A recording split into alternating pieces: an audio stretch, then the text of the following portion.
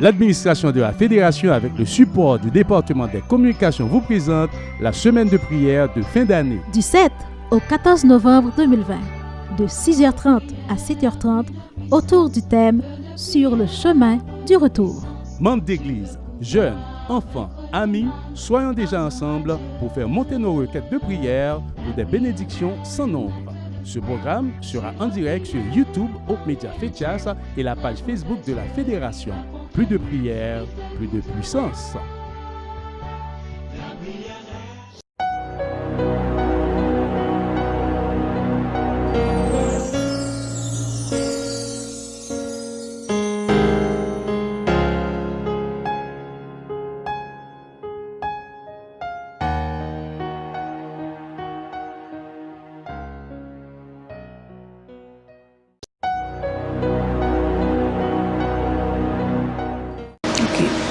Internautes, téléspectateurs Hope Media, amis de partout, frères et sœurs, nous vous saluons dans le beau nom de notre Seigneur et Sauveur Jésus-Christ.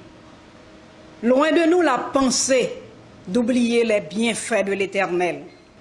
Nos soucis, nos cris sont devant lui. Il n'est pas insensible à nos douleurs, à nos désespoirs, à nos épreuves. Il nous appelle, il nous invite à nous décharger sur lui tous nos soucis. Nous pouvons compter sur lui. Il tient toujours ses promesses. Plaçons toute notre confiance en lui. Et n'oublions jamais de lui manifester notre gratitude, notre reconnaissance. Par ces mots, nous vous souhaitons la bienvenue au programme de ce jour.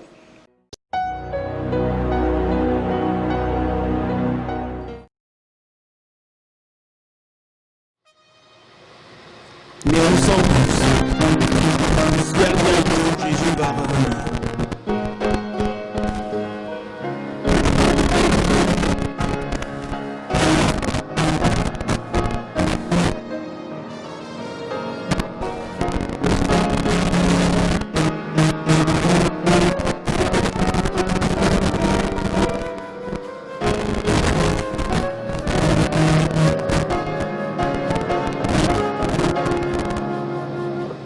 Du ciel bientôt,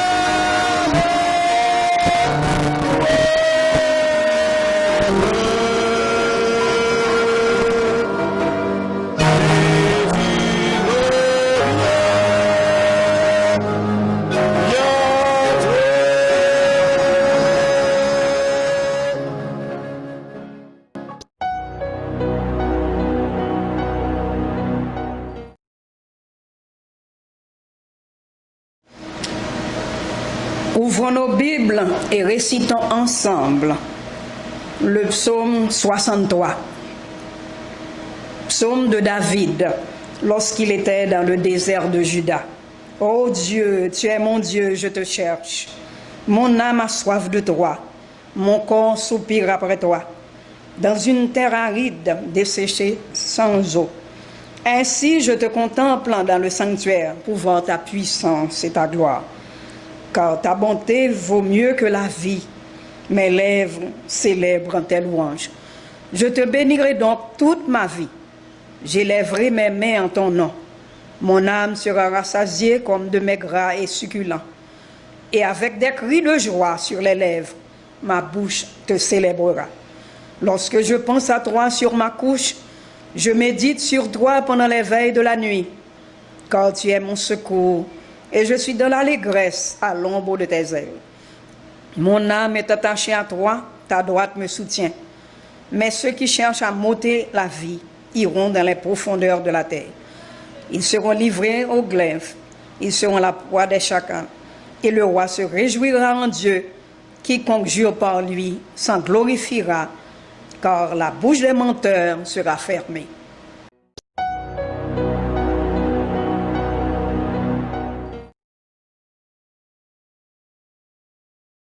Inclinons la tête sensiblement pour la prière. Éternel notre Dieu, notre Père, à toi vont nos tribus de louange, nos actions de grâce pour tes bienfaits à notre endroit manifestés. Tu es bon pour nous, Seigneur, en dépit de ta bonté, en dépit de tes bienfaits, de ta bonté, de ta miséricorde, nous ne cessons de t'offenser. Nous te demandons, ô Père, d'avoir pitié de nous. Daigne nous pardonner, nous laver dans le sang précieux de notre Seigneur Jésus-Christ. Nous te présentons l'orateur de ton choix, ton enfant qui va parler en ton nom, qu'il soit sous l'influence continue de ton Saint-Esprit. Bénis-nous, réponds à notre requête, nous te prions au nom de Jésus qui vit et règne au siècle des siècles.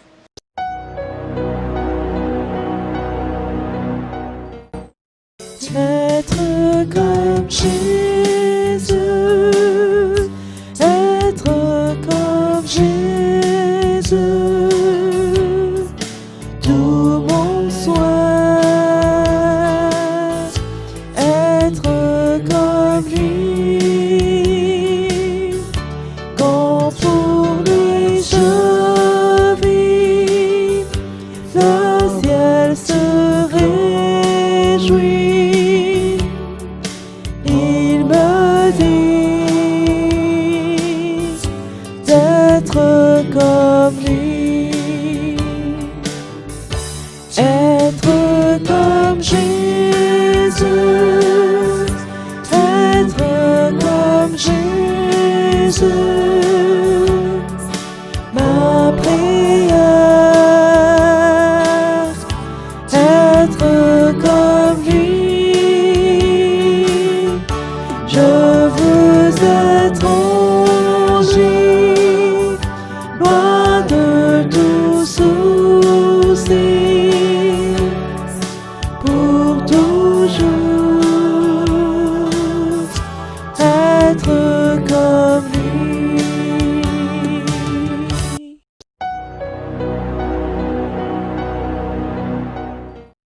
Coucou chers enfants, j'espère que vous allez bien. J'ai encore une magnifique histoire à vous raconter. Elle est basée sur une perle biblique qui se trouve dans Galates 5, verset 22. Ce verset nous dit « Mais ce que l'Esprit Saint produit, c'est l'amour, la joie, la paix, la patience, la bienveillance, la bonté, la fidélité, la douceur et la maîtrise de soi. La loi n'est pas contre ces choses. » Notre histoire a pour titre « La petite missionnaire ». C'est parti. Maman, j'ai remarqué une chose dans notre voisinage. Il y a beaucoup d'enfants qui ne connaissent pas Jésus, dit un jour Elena. Je voudrais faire quelque chose pour eux. Après tout, Jésus aime tous les enfants du monde, dit-elle avec ferveur. Mais c'est une idée géniale, dit maman. Que veux-tu faire, Elena? Devine quoi? Je viens juste de recevoir mon sac à dos parlant. Je peux lancer un petit groupe, maman, et partager la bonne nouvelle avec les enfants. Je peux leur apprendre des chansons qui parlent de Jésus et ensuite leur raconter des histoires de la Bible. Commençons tout de suite, ajoute-t-elle. Je vais inviter mes amis tous les vendredis soirs à venir à la maison. Elena et sa mère font des biscuits pour les enfants. Quelle joie et quel encouragement pour Elena! Une fois les biscuits terminés, Elena invite une amie. Cette amie invite d'autres amis, et ainsi de suite. Le premier soir, 12 enfants se réunissent chez Elena. Elle leur raconte des histoires de la Bible et remet à chacun une épinglette marquée « Jésus t'aime ». Waouh, maman, il y a tellement d'enfants qui viennent tous les vendredis, je ne sais même plus combien nous sommes. Ils aiment les histoires bibliques qui parlent de Jésus. Je vais prier pour qu'un jour, ils acceptent Jésus comme un ami spécial dans leur vie. 1 an après le fonctionnement du petit groupe, plusieurs des amis d'Elena ont accepté Jésus et ils ont été baptisés. Une grande joie remplit le cœur de notre petite missionnaire. Et oui, Dieu peut faire de grandes choses à travers les enfants. Toi qui m'écoutes, réfléchis. En observant le fruit de l'esprit, quelle facette trouves-tu difficile à mettre en pratique dans ta vie? Et pourquoi? Dans notre monde de violence, de peur et de terrorisme, peux-tu quand même avoir la paix dans ton cœur? Trouve un texte biblique qui montre comment obtenir cette paix. Est-il possible d'aimer tes ennemis? Si tu en as. Toi qui m'écoutes, agis maintenant. Discute avec tes parents ou avec ton moniteur de l'école du sabbat d'un ou de 2 projets que tu peux mettre en place afin de manifester de l'amour et de la bonté envers les personnes défavorisées. Prie pour les enfants dont les parents sont en prison et trouve les noms de quelques-unes de ces familles et écris-leur un petit mot sur une carte pour les encourager. Et oui, c'est à toi de passer à l'action. Merci d'avoir écouté l'histoire, chers enfants, et à bientôt. Au revoir.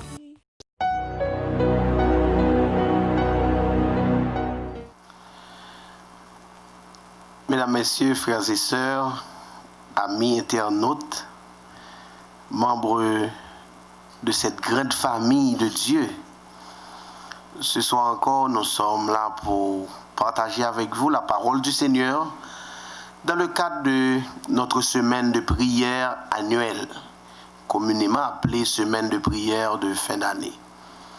Nous bénissons le Seigneur pour ce privilège. L'année 2020 a été pour nous une année très difficile. Mais le Seigneur nous a fait grâce. Il nous a encore donné des témoignages pour la gloire de son Saint-Nom. Nous devons réellement comprendre les paroles du psalmiste disant que si l'Éternel n'était pas notre secours, notre âme serait bien vite dans la demeure du silence. Mais heureusement, notre Dieu, il règne encore, il a le contrôle de toutes les situations de notre vie. Il nous a gardés, il nous a protégés. Nous devons bénir son Saint-Nom.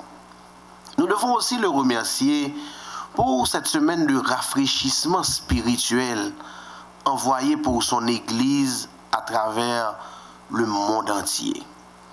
Tous nous sommes connectés cette semaine au pied du Maître, à étudier sa parole, à vivre chaque jour les délices d'une bonne relation avec notre Dieu. Depuis sabbat dernier, ici sur la page Facebook de la Fête de Chasse, nous étudions soir après soir la parole du Seigneur. Et encore ce soir, nous allons méditer dans le cadre de cette semaine de prière. Je vous invite à vous courber sensiblement ou à adopter une attitude révérencieuse. Nous allons prier le Seigneur. Éternel, notre Père, notre Dieu, nous bénissons ton nom pour cette semaine de prière à nous envoyer. Donne-nous, Seigneur, à marcher sur le chemin du retour. Aide-nous, Seigneur, à prendre notre relation avec toi beaucoup plus au sérieux et que nous soyons des représentants valables de ce Dieu puissant, de ce Dieu créateur, de ce Dieu rédempteur que tu es. Encore ce soir, parle à notre cœur, édifie notre âme. Nous t'en prions au nom de Jésus. Amen. Tout au cours de la semaine, nous sommes en train de faire l'expérience d'une nouvelle vie avec Dieu. Si sabbat dernier, on a commencé avec la parole qui est comme une lampe et une lumière, hier soir, plus près de nous, dimanche soir, nous avons vu les valeurs du royaume de la vie chrétienne. Eh bien, ce soir, nous allons apprendre à vivre dans la sainteté. Le Seigneur nous lance ce défi. Le Seigneur nous appelle à être parfaits comme notre Père céleste est parfait. Et Paul nous invite à rechercher la sanctification. La sanctification qui est l'œuvre de toute une vie. Mais comment apprendre à vivre dans la sainteté? Quel rapport qu'il y a entre le mode de vie du chrétien et le résultat qu'il doit porter? Je dirais le fruit de l'esprit que l'il doit porter constamment dans la vie. Imaginez un moment que vous arrivez quelque part et puis ouais, on affiche qui marquait ici, c'est l'association des racketteurs adventistes. Assurément, on est étonné, on est épaté, on est choqué. Parce que dans l'esprit, être adventiste du 7e jour, je dirais mieux, être chrétien, eh bien, il marcher avec un mode de vie. D'ailleurs, couramment nous disons, dans la réalité, on reconnaît l'arbre par son fruit. Souvent, nous devons poser tête nous question ça yo. Comment nous devons vivre foi nous? Comment nous devons vivre foi nous? Cette question mérite certainement une réponse biblique. Et cependant, les erreurs ne manquent pas. Penchons-nous sur deux réalités que sous votre foi, nous adoptons, ou du moins nous contendons dans la vie. Parce qu'il y a une fausse compréhension. Des fois, ces erreurs et cette fausse compréhension les manifester à travers deux erreurs dominantes. Première, il y a des gens qui considèrent la vie chrétienne là, comme un bagage qui est différent. Alors, on a dit, mode de vie chrétien, eh bien, il n'est pas vraiment d'importance. Parce que, une fois que nous croyons dans bon Dieu, c'est fini. C'est quoi seulement? Il y a des gens même qui croient qui pouvaient gagner la faveur de Dieu en suivant les règles obsolètes de l'Ancien Testament, notamment la question de la circoncision, comme c'était le cas dans la vie de l'Église de la Galatie. Et l'apôtre Paul, dans lettre ça que lui écrit à l'Église qui était trouvée à la Galatie, résoudre pour eux problème ça. C'est ça que fait m'appelle Vito, ouvrir Bible moi dans Galates chapitre 6, verset 6 pour arriver dans verset 10. C'est ce texte que nous allons alors considérer comme le texte de base, mais nous allons cheminer dans toute épître là, dans toute lettre ça que Paul écrit aux chrétiens de Galates. Mais au verset 6, chapitre 6, à partir du verset 6 pour arriver au verset 10, si vous êtes capable de lire avec moi et m'appeler pour vous, Paul dit que celui à qui l'on enseigne la parole fasse part de tous ses biens à celui qui l'enseigne. Ne vous y trompez pas, on ne se moque pas de Dieu. Ce qu'un homme aura semé, il le moissonnera aussi. Celui qui sème par sa chair moissonnera de la chair la corruption. Mais celui qui sème pour l'esprit moissonnera de l'esprit la vie éternelle. Ne nous lassons pas de faire le bien, car nous moissonnerons au temps convenable si nous ne nous relâchons pas. Et le verset 10, il dit, ainsi donc, pendant que nous en avons l'occasion, pratiquons le bien envers tous, et surtout envers les frères en la foi. L'apôtre Paul a été confronté à une situation difficile par rapport aux chrétiens de la Galatie. Certains chrétiens croyaient que la liberté en Christ les dispensait de la vie morale. D'autres pensaient qu'ils pouvaient gagner la faveur de Dieu en suivant les règles obsolètes, comme je l'avais dit, de l'Ancien Testament. Paul constata ces deux positions. À ceux qui croyaient que les œuvres sont sans importance, l'apôtre Paul déclara que le peuple de Dieu sera jugé selon ses actes. Parce que comme petit bon Dieu que nous disons, eh bien, nous devons refléter exactement ça qui a traversé en nous, ça qui a mûri, ça nous croit la donne. Nous avons besoin de refléter, nous avons besoin de porter fuir. Selon l'apôtre Paul, la clé de la vie chrétienne réside dans son engagement radical envers le Christ par la présence et la puissance de l'Esprit Saint.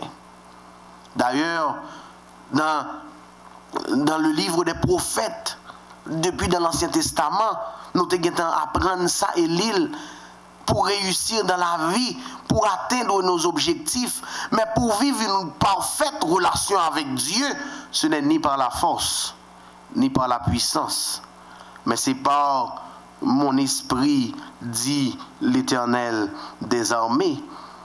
Et dans Galates 5, versets 22 à 23, Paul utilise fruit de l'esprit. La question du fruit de l'esprit, c'est une fois que l'esprit traverse nous, une fois que nous quittons, nous pétris par la présence de Dieu, je dirais même par l'esprit de Dieu qui habitait dans nous, automatiquement, nous a produit le fruit de l'esprit. Et en Galates chapitre 5, le verset, commencez à partir du verset 22, l'apôtre dit, mais le fruit de l'esprit, c'est l'amour, la joie, la paix, la patience, la bonté, la bénignité, la fidélité, la douceur, la tempérance. Et au verset 23, il ajoute pour dire, la loi n'est pas contre ces choses. C'est pas seulement prendre en position d'extrême pour dire, une fois que me sauver net, une fois que m'accepter bon Dieu, une fois que me reconnaître que bon Dieu existait, une fois que me dire c'est chrétien fini, mais il y a aussi façon à vivre là, façon à fonctionner là, qui doit refléter le fruit de l'esprit. Nous n'avons pas beaucoup de temps pour rester et pour nous attarder sur le fruit de l'esprit, mais nous vite qu'à comprendre que c'est là qui dit la servi bon Dieu dans temps ça, il a besoin d'apprendre à vivre dans la sainteté. Et vivre dans la sainteté, c'est faire place dans le cœur, c'est quitter espace dans la vie pour que l'esprit bon Dieu domine, pour que c'est volonté bon Dieu qui passe dans la vie. Il est impossible pour les êtres humains pécheurs de produire des vertus divines de par eux-mêmes. C'est comme nous le chantons, seul je ne puis avancer, je vois l'abîme et j'ai peur. Tremblant, mon pied peut glisser sous l'œil de mon cœur. Mais si le Seigneur est avec nous, si c'est lui notre guide, nous n'avons rien à craindre. Si l'Esprit du Seigneur habite en nous, nous allons automatiquement produire le fruit de l'Esprit, car seul Dieu peut produire et exprimer son caractère en nous. D'où la question, partageons-nous la vision biblique du mode de vie chrétien? La vérité, c'est que nous ne pouvons exalter le Christ.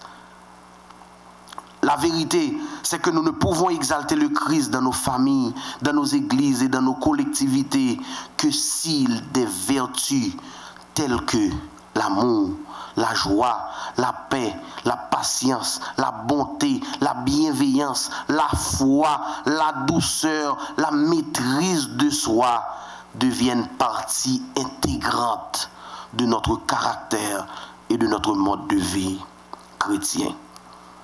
Et pour y arriver, dans cette méditation, nous trouvons trois vérités vitales pour une bonne compréhension. Pour une bonne compréhension de tout ça, n'a dit là, pour nous arriver réellement produire les fruits de l'esprit, pour nous arriver et transformation, ça fait dans la vie, nous, et mener cette vie de sainteté. Il y a trois vérités qui sont vitales. Première, en tant que disciple productif, nous manifestons le mode de vie chrétien authentique lorsque nous nous souvenons constamment que nous appartenons à Jésus-Christ. C'est là nous reconnaître que nous sommes petits de bon Dieu. C'est là nous attacher à Jésus. Et Paul dit ça dans Galates chapitre 5, le verset 24.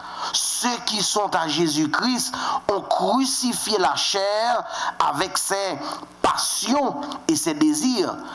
Ça qui va continuer directement dans le deuxième point, mais déjà dans Galates 2, verset 20, Paul t'a parlé de ça. Premier, ça nous besoin reconnaître, c'est reconnaître que nous ne vivons plus pour nous-mêmes.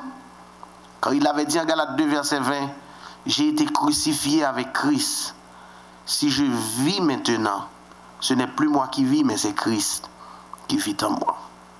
Frères et sœurs bien-aimés, membres de cette grande famille de l'Église adventiste, ici en Haïti ou ailleurs, ou même qui a une possibilité qu'à regarder nous là, est-ce qu'on reconnaît que c'est petit bon Dieu? Est-ce qu'on reconnaît que vous appartenez au Seigneur Jésus? C'est lui-même qui met tout, c'est lui-même qui Seigneur. Le psalmiste dit au psaume 24, c'est à l'Éternel le monde et ceux qui l'habitent.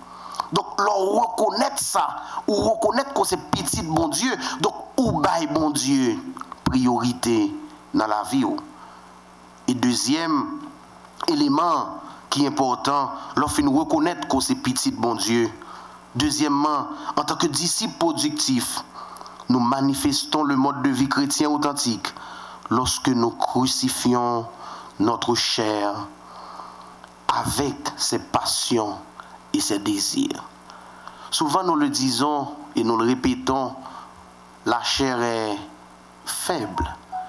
Certes, la chair est faible, c'est la première partie du texte, mais la Bible le dit aussi que l'esprit est bien disposé. Ceux qui sont conduits par l'Esprit de Dieu, ils ont produit automatiquement le fruit de l'Esprit. Nous avons besoin de demander bon Dieu pour lui éteindre dans la vie nous les désirs de la chair.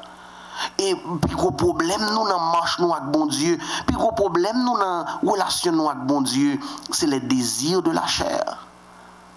Et des fois c'est eux qui prennent le dessus sur nous.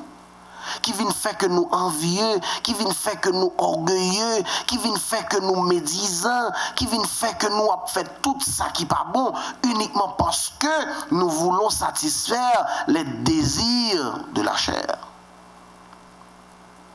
Si nous reconnaissons que c'est bon Dieu qui met nous, qui a dominé sur nous, nous nous demandons pour l'aider nous, détruire dans nous les désirs de la chair. C'est ce que l'apôtre dit au verset 24. Ceux qui sont à Jésus, je l'avais lu pour vous tout à l'heure, ont crucifié la chair avec ses passions et ses désirs. Et je termine la méditation de ce soir avec le troisième point. Troisièmement, en tant que disciples productifs, nous manifestons le mode de vie chrétien authentique lorsque nous marchons, non selon la chair, mais selon l'esprit. Galates 2, verset 25, Paul dit, si nous vivons par l'esprit, marchons selon l'esprit. Ne cherchons pas une vaine gloire en nous provoquant les uns les autres, en nous portant envie les uns aux autres. Le verset 26.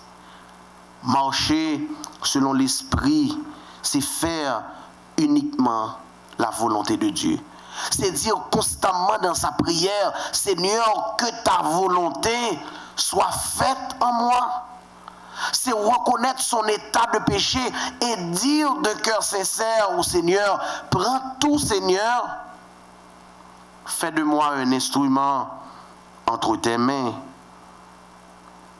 Depuis nos pensées et nos émotions les plus intimes jusqu'à nos relations et nos échanges quotidiens, nous avons besoin quitter que c'est l'Esprit bon Dieu qui domine nous.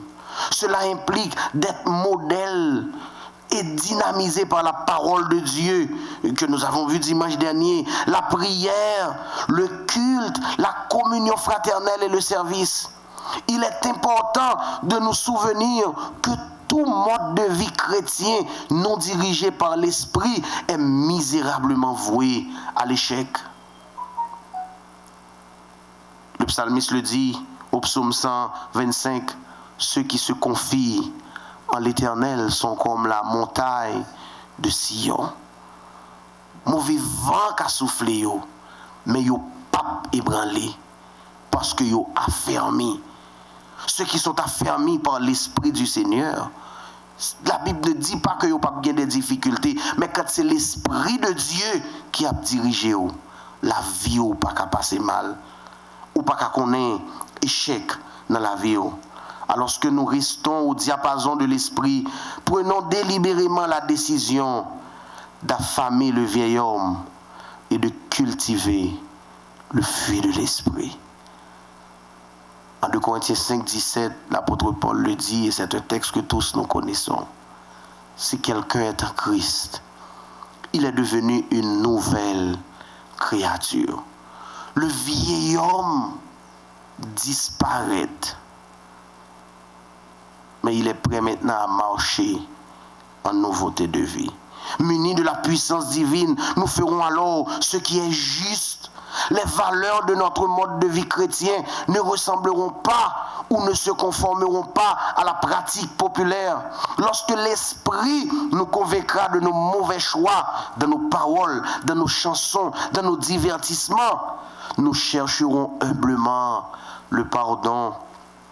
À l'opposé, lorsqu'il nous semblera que nous faisons des progrès, nous nous abstiendrons de critiquer et de juger nos compagnons de pèlerinage qui luttent peut-être dans leur marche avec Dieu.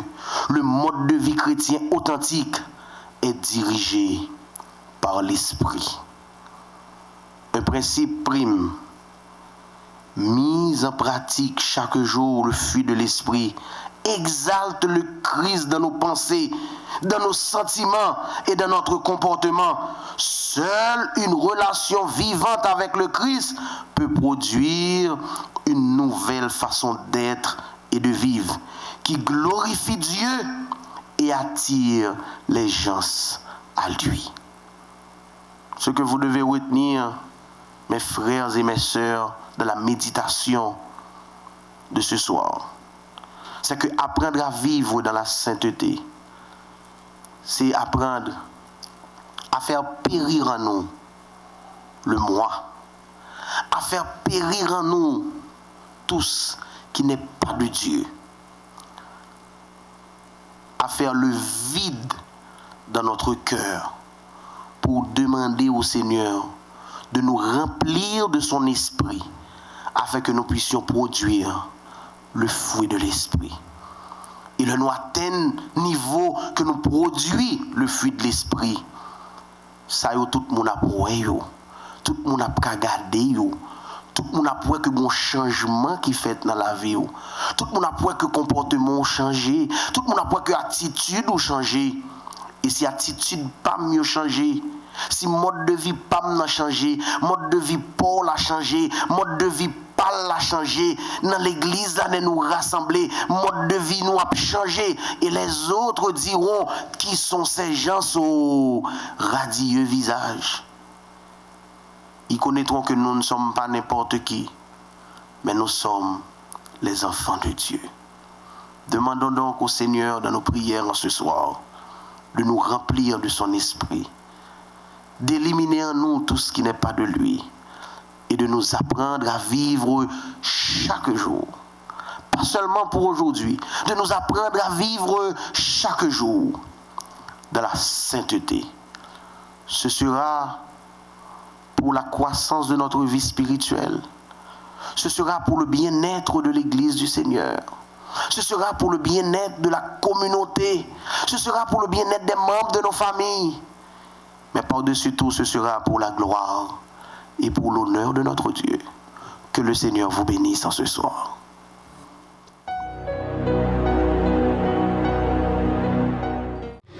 Car il est tout pour moi. Trop longtemps, je vivais dans le noir. Et le soleil ne brilla plus pour moi. Puis un jour, une voix dans le noir vient me dire, et confiant, je suis là.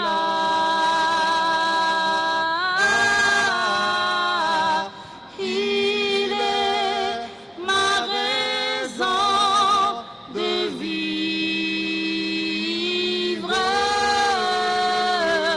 Toujours je veux le suivre.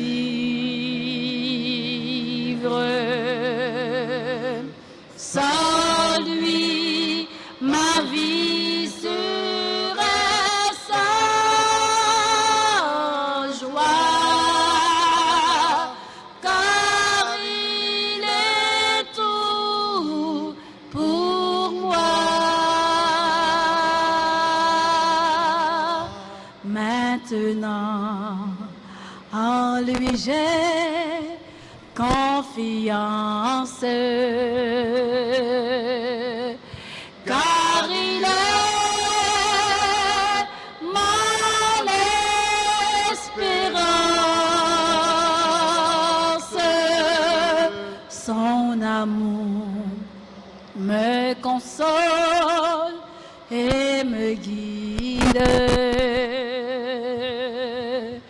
Et depuis, ma vie n'est plus la même.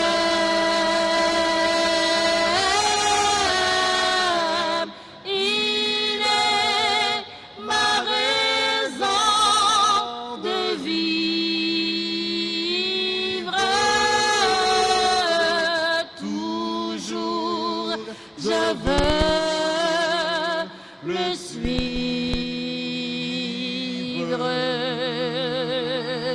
Sans lui, vie serait sans joie, car il est tout pour moi.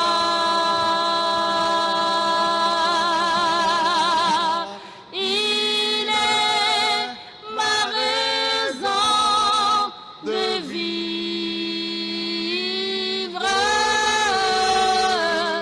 Sans jour, Je veux le suivre.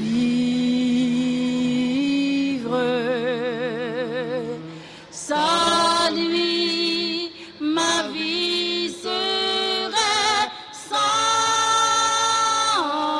joie, car il est tout pour moi.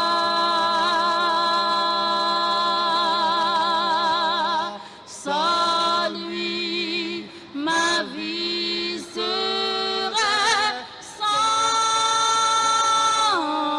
joie,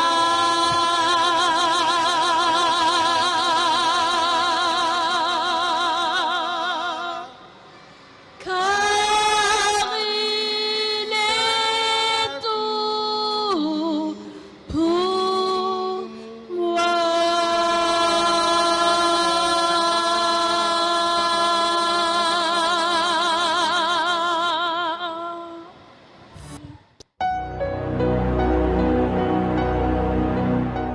Nous vous remercions d'avoir été des nôtres, d'avoir rendu possible le programme du jour. Nous vous attendons demain pour un programme similaire. Que Dieu vous bénisse. Chers auditeurs, amis des ondes, invitez-nous, quel que soit l'endroit que nous situons, qu'on attitude de prière pour que nous invoquions assistance divine. Immortel roi des cieux, nous te remercions Seigneur, pour grâce à moi nous peut nous traverser et nous journée en bien. Et merci parce que Père, nous te mettons disponibles pour nous t'entendre aussi beau message qui aide nous à gérer nous afin que et lorsque nous retournons, nous capable d'augmenter le nombre de sauvés. C'est la demande faire nous de la puissance du Saint-Esprit afin que nous puissions appliquer le message là, Seigneur, comme ça. Lorsque nous retournons, nous sommes capables de rencontrer sur la mer des vers. Nous prions au nom de Jésus, lui qui vit sur des siècles. Amen.